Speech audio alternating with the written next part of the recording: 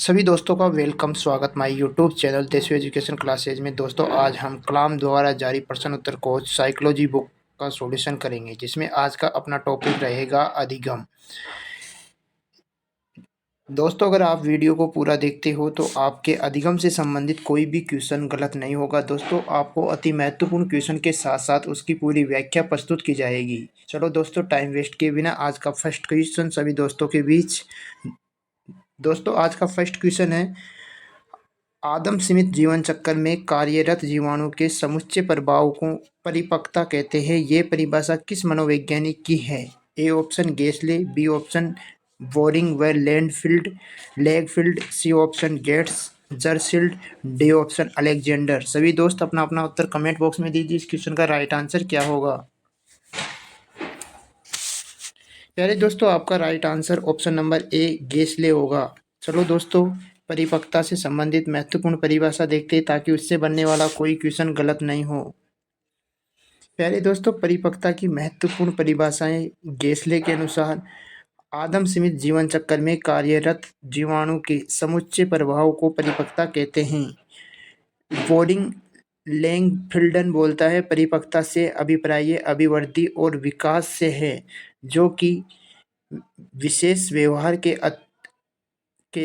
अस्तित्व के समय अथवा किसी विशिष्ट व्यवहार के अस्तित्व में आने वाली पूर्व अत्यंत आवश्यकता है।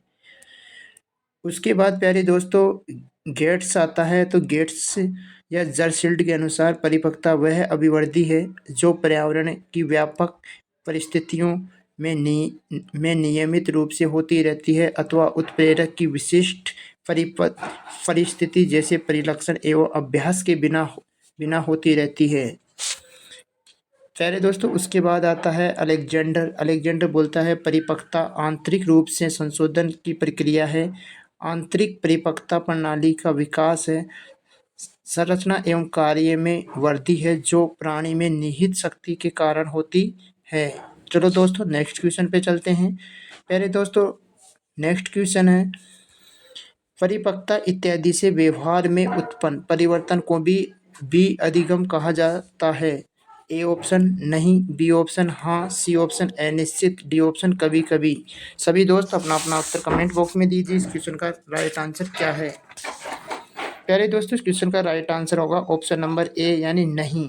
परिपक्वता इत्यादि से व्यवहार में उत्पन्न होने वाले परिवर्तन को अधिगम नहीं कहा जाता है। चलो दोस्तों नेक्स्ट क्वेश्चन पे चलते हैं। प्यारे दोस्तों नेक्स्ट क्वेश्चन है, अधिगम एवं परिपक्वता के संबंध में निम्न में से कौन सा कथन सही है? ए ऑप्शन यदि मानव विकास केवल परिपक्वता से होता तो मनुष्य केवल निम्नतम तक ही सीमित रह जाता। बी ऑप्शन है वंशक्रम संभावित क्षमता की सीमा के कारण बालक एक निश्चित सीमा से आगे तक विकसित हो सकता है। सी ऑप्शन है प्यारे दोस्तों बालक विकास की दृष्टि से जब सीखने के लिए तैयार नहीं है तब भी वह अधिक प्रयास द्वारा सीख सकता है। डी ऑप्शन है बालक में अंतर्निहित शक्ति को बिना समय विचार विकसित करने के लिए प्रोत्साहन किया जाना चाहिए। सभी दोस्त अपना अपना उत्तर कमेंट बॉक्स में दीजिए। इस क्वेश्चन का राइट आंसर क्या है? प्यारे दोस्तों इस क्वेश्चन का राइट आंसर होगा ऑप्शन नंबर ए यदि मानव विकास केवल परिपक्वता से होता तो मनुष्य केवल निम्न तक ही सीमित रह जाता। ये आपका राइट आंसर है। चलो दोस्तों नेक्स्ट क्वेश्चन पे चलते हैं। प्यारे दोस्तों नेक्स्ट क्वेश्चन है, निम्न में से कौन सी बालकों के लिए अधिगम की प्रक्रिया नहीं है? ए ऑप्शन प्रतिबिंबात्मक, बी ऑप्शन तर्क, सी ऑप्शन परिपक्वता, डी ऑप्शन कल्पना। सभी दोस्त अपना अपना उत्तर कमेंट बॉक्स में दीजिए। इस क्वेश्चन का राइट आंसर क्या है?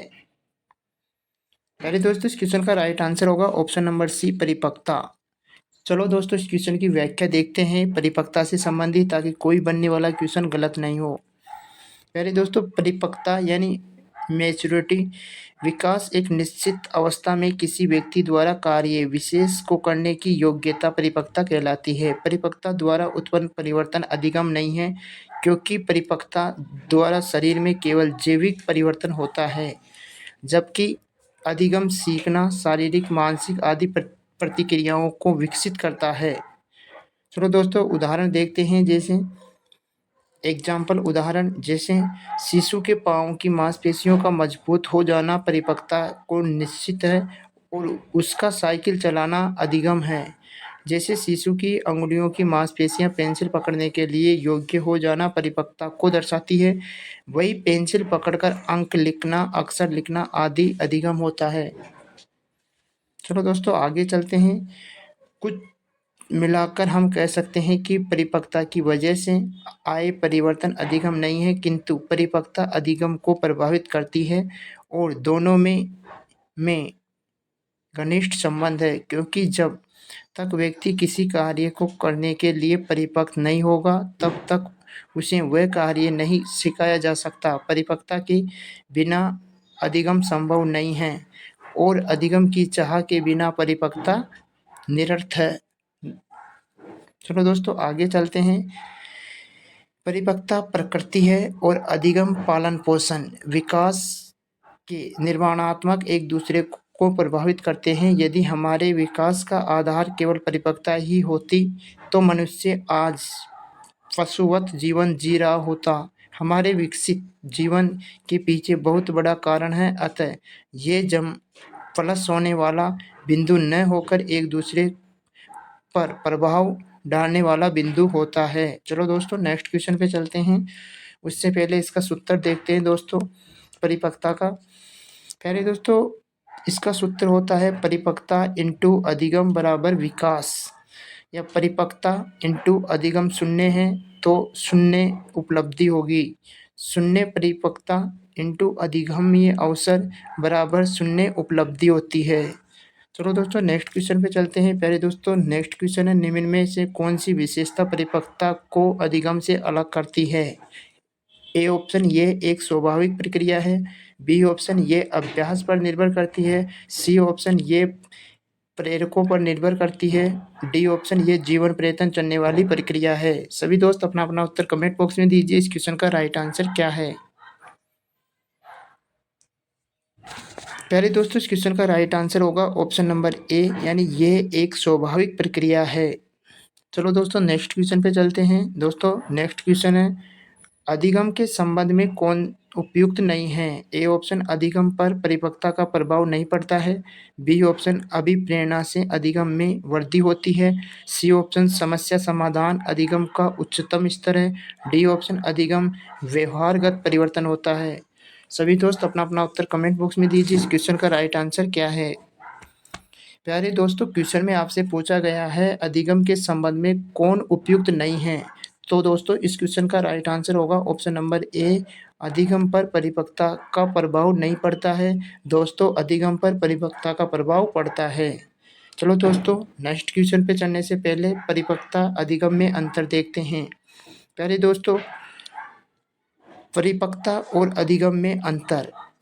परिपक्वता अधिगम, परिपक्वता जन्मजात प्रक्रिया है जबकि अधिगम अर्जित प्रक्रिया होती है। परिपक्वता सहज जातिगत प्रक्रिया मनुष्य पशु पक्षी जाति आदि, जबकि अधिगम व्यक्तिगत एवं सामाजिक प्रक्रिया होती है। परिपक्वता स्वाभाविक प्रक्रिया है, अधिगम अभ्यास अनुभव पर निर्भर करने वाली प्रक्रिया है। परिपक्वता मुख्यतः शारीरिक प्रक्रिया है जबकि अधिगम मानसिक मनोवैज्ञानिक प्रक्रिया होती है। पहले दोस्तों परिपक्वता सीखने पर निर्भर नहीं करती है जबकि अधिगम सीखने पर निर्भर करता है। परिपक्वता में अभ्यास का महत्व नहीं है जबकि अधिगम में अभ्यास एक महत्वपूर्ण घटक है। उसके बाद दोस्तों परिपक्वता प्रेरकों पर निर्भर नहीं करती है, अधिगम आवश्यकता अभिप्रेरणा लक्ष्य अधिगम में महत्वपूर्ण सोपान होते हैं। दोस्तों परिपक्वता पुनर्बलन का स्थान नहीं है जबकि अधिगम पुनर्बलन का एक महत्वपूर्ण घटक है। दोस्तों परिपक्वता जीवन पर्यटन नहीं चलती है, अधिगम जीवन पर्यटन चलने वाली प्रक्रिया है। दोस्तों परिपक्वता मनुष्य को संभावी क्षमताओं की सीमा पर निर्धारित करती है जबकि अधिगम मनुष्य की संभाव्य क्षमता के भीतर अर्जित कौशल है। चलो दोस्तों नेक्स्ट क्वेश्चन पे चलते हैं। पहले दोस्तों नेक्स्ट क्वेश्चन है अधिगम को प्रभावित करने वाले व्यक्तिगत कारक है। ए ऑप्शन है संचार के साधन, बी ऑप्शन है समवयिक समूह, सी ऑप्शन है अध्यापक, डी ऑप्शन है परिपक्वता एवं आयु। सभी दोस्त अपना अपना उत्तर कमेंट बॉक्स में दीजिए। इस क्वेश्चन का राइट आंसर क्या है? प्यारे दोस्तों, इस क्वेश्चन का राइट आंसर होगा ऑप्शन नंबर डी, परिपक्वता एवं आयु अधिगम को प्रभावित करने वाले व्यक्तिगत कारक है। चलो दोस्तों नेक्स्ट क्वेश्चन पे चलते हैं। दोस्तों नेक्स्ट क्वेश्चन है, स्कूल के संगठनात्मक स्थापना छात्रों के अधिगम को प्रभावित करती है। यह पहलू उस श्रेणी से संबंधित है। ए ऑप्शन क्रियात्मक कारक, बी ऑप्शन मनोवैज्ञानिक कारक, सी ऑप्शन सामाजिक कारक, डी ऑप्शन अन्य कारक। सभी दोस्त अपना अपना उत्तर कमेंट बॉक्स में दीजिए। इस क्वेश्चन का राइट आंसर क्या है? प्यारे दोस्तों, इस क्वेश्चन का राइट आंसर होगा ऑप्शन नंबर सी, सामाजिक कारक। चलो दोस्तों नेक्स्ट क्वेश्चन पे चलते हैं। प्यारे दोस्तों नेक्स्ट क्वेश्चन है, अधिगम के निर्धारण नीचे दिए गए हैं। यानी अधिगम की प्रकृति, अभिप्रेरणा का प्रभाव, विन्यास का प्रभाव, अभ्यास। उपरोक्त निर्धारकों का उपयोग करते हुए बताइए कि अधिगम निर्धारण के संदर्भ में कौन सा विकल्प सही है। तो दोस्तों आपसे क्वेश्चन में पूछा गया है अधिगम की प्रकृति, अभिप्रेरणा का प्रभाव, विन्यास का प्रभाव, अभ्यास। यानी अधिगम पर मतलब किस किस चीज़ का प्रभाव पड़ता है। तो प्यारे दोस्तों इस क्वेश्चन का राइट आंसर हो जाएगा option number D, option number D, अर्थात अधिगम की प्रकृति, अभिप्रेरणा का प्रभाव, विन्यास का प्रभाव, अभ्यास, ये तीनों अधिगम होता है। चलो दोस्तों नेक्स्ट क्वेश्चन पे चलने से पहले इसकी व्याख्या देखते हैं। व्यक्ति के अधिगम को बहुत से कारक प्रभावित करते हैं। उनका वर्णनीय अध्ययन के दृष्टिकोण से निम्न प्रकार से किया जा सकता है। विद्यार्थियों से संबंधित कारक या व्यक्तिगत कारक, शारीरिक कारक, स्वास्थ्य, आयु, परिपक्वता, ज्ञानेंद्रिय, संवेदनी क्षमता आदि। मानसिक एवं मनोवैज्ञानिक कारक में आती है अभिप्रेरणा, इच्छा शक्ति, बुद्धि लब्धि, अंतर्निहित क्षमता, संवेगात्मक स्थिति, रुचि, अभिवृद्धि, अभियोग्यता, थकान, उबर, एकता, निरस्ता आदि। जबकि दोस्तों पर्यावरणीय कारक के अंतर्गत आती है पर्यावरणीय कारक से संबंधित सामाजिक कारक। इसके अंतर्गत व्यक्ति से सामाजिक के वे पक्ष समाहित होते हैं जो उसके अधिगम को प्रत्यक्ष या परोक्ष रूप से प्रभावित करते हैं, जैसे परिवार, पड़ोस, ग्राम, नगर क्षेत्र की सामाजिक स्थिति, विद्यालय एवं विद्यालय के संगठनात्मक स्थापना, विद्यालय के परिवेश, अध्यापक द्वारा किए गए वार्ता आदि। चलो दोस्तों भौतिक कारक प्रभाव करते हैं। वातावरण से संबंधित भौतिक कारक यथा रोशनी, तापमान, वातावरण अधिगम को सुगम बनाते हैं। आर्थिक कारक, व्यक्ति की आर्थिक स्थिति अधिगम को प्रभावित करती है। चलो दोस्तों नेक्स्ट क्वेश्चन पे चलते हैं। चलिए दोस्तों नेक्स्ट क्वेश्चन है, असुमेलित को छांटिए। ए ऑप्शन है स्वास्थ्य, व्यक्तिगत कारक है, विद्यालय का परिवेश, सामाजिक कारक है, अध्यापक की विषय पर पकड़, व्यक्तिगत कारक है, डी ऑप्शन है रुचि एवं अभिवृद्धि, मनोवैज्ञानिक कारक है। सभी दोस्त अपना अपना उत्तर कमेंट बॉक्स में दीजिए। इस क्वेश्चन का राइट आंसर क्या है? प्यारे दोस्तों इस क्वेश्चन का राइट आंसर होगा ऑप्शन नंबर सी, अध्यापक की विषय पर पकड़ व्यक्तिगत कारक के अंतर्गत नहीं आएगा। ये ऑप्शन गलत है, जबकि तीनों ऑप्शन सही है। स्वास्थ्य व्यक्तिगत कारक के अंतर्गत आता है, विद्यालय का परिवेश सामाजिक कारक के अंदर आता है, रुचि एवं अभिवृद्धि मनोवैज्ञानिक कारक के अंतर्गत आती है। चलो दोस्तों नेक्स्ट क्वेश्चन पे चलते हैं। प्यारे दोस्तों नेक्स्ट क्वेश्चन है, निम्न में से कौन सा कक्षा में सीखने को प्रभावित करने वाले मनोवैज्ञानिक कारक है? ए ऑप्शन है स्वास्थ्य, उम्र एवं जेंडर, जबकि बी ऑप्शन है परिपक्वता का स्तर, सी ऑप्शन है अभिप्रेरणात्मक एवं संवेगात्मक अवस्था, डी ऑप्शन है विषय वस्तु अर्थपूर्णता। सभी दोस्त अपना अपना उत्तर कमेंट बॉक्स में दीजिए। इस क्वेश्चन का राइट आंसर क्या है? प्यारे दोस्तों इस क्वेश्चन का राइट आंसर होगा ऑप्शन नंबर सी, अभिप्रेरणात्मक एवं संवेगात्मक अवस्था। ये मनोवैज्ञानिक कारक होता है। चलो दोस्तों इस क्वेश्चन की व्याख्या देखते हैं ताकि उससे बनने वाला कोई क्वेश्चन गलत नहीं हो। कई बार प्रश्न में अधिगम को प्रभावित करने वाले कारकों को केवल व्यक्तिगत पर्यावरण में न बांटकर परीक्षक अन्य उपकक्ष कारकों में विभाजित कर देता है। उक्त परिस्थिति में नीचे दिए गए सारणी की मदद से आप प्रश्न को हल कर सकते हैं। प्राथमिक वर्गीकरण यानी अधिगम को प्रभावित करने वाले कारक। शारीरिक कारक के अंतर्गत आती है ज्ञानेंद्रिय, स्वास्थ्य, आयु, परिपक्वता, जबकि मनोवैज्ञानिक कारक के अंतर्गत आती है प्रेरणा, सीखने की इच्छा, रुचि, बुद्धिलब्धि, अभिवृद्धि, जबकि पर्यावरणिक कारक के अंतर्गत आता है वातावरण, सामाजिक के अंतर्गत आ जाता है परिवार, समाज, कक्षा, विद्यालय, जबकि अन्य के अंदर आती है विषय सामग्री, अधिगम विधि, अभ्यास, अधिगम प्रक्रिया, सफल परिणाम का ज्ञान। चलो दोस्तों नेक्स्ट क्वेश्चन पे चलते हैं।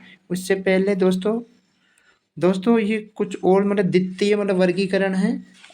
अधिगम को प्रभावित करने वाले कारकों का द्वितीय वर्गीकरण, इसके अंतर्गत आ जाता है अधिगम को प्रभावित करने वाले कारक।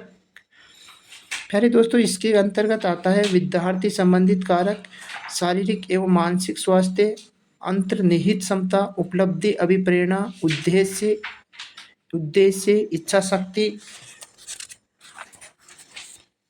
ये आता है। जबकि अध्यापक कारक के अंतर्गत आता है विषय का ज्ञान, शिक्षण का ज्ञान, व्यवहार एवं व्यक्तिगत मानसिक स्वास्थ्य, अनुशासन, सीखने की इच्छा, जबकि विषय वस्तु से संबंधित ज्ञान के अंतर्गत आता है विषय वस्तु की प्रकृति, अधिगम अनुभव का चयन, विषय वस्तु अधिगम का अनुभव का आयोजन। चलो दोस्तों एक और ले रहा है इसके अंतर्गत, एक होती है इसकी प्रकृति संबंधित कारक। प्रक्रिया संबंधित कारक के अंतर्गत आता है अधिगम अनुभव ग्रहण करने के तरीके, शिक्षण, अधिगम, वातावरण व संसाधन। दोस्तों अधिगम अनुभव ग्रहण करके के तरीके में आता है नवीन ज्ञान, पूर्व ज्ञान से संबंधित, अधिगम में एक क्षेत्र से दूसरे से संबंधित अभ्यास, पुनर्बलन, मनोवैज्ञानिक विधि, जबकि शिक्षण, अधिगम, वातावरण व संसाधन में आ जाता है सामग्री, सुविधा, परिस्थिति, वातावरण।